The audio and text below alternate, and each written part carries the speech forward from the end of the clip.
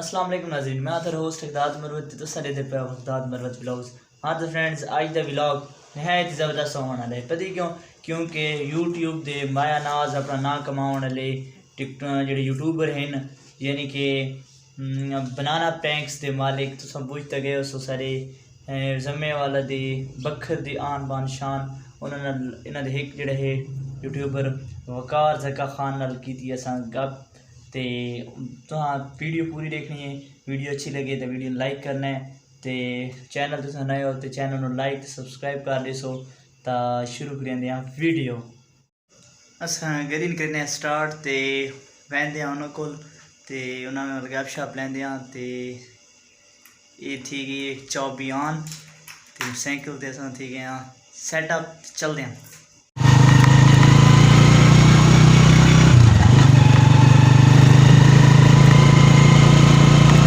ہاں تو فرینڈ جیسا میں پہ روڈی تے جلدی ساری کو رواں دوائیں راہ جڑے تھوڑا جہا ٹف ہے وہ چلے وینے. اللہ خیر کرے اس میں بھی.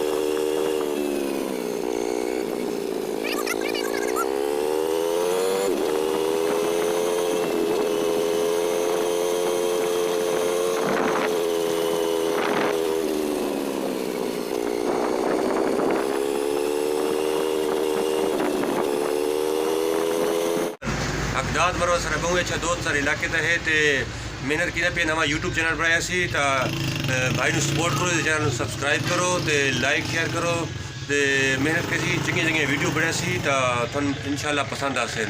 Thank you very much.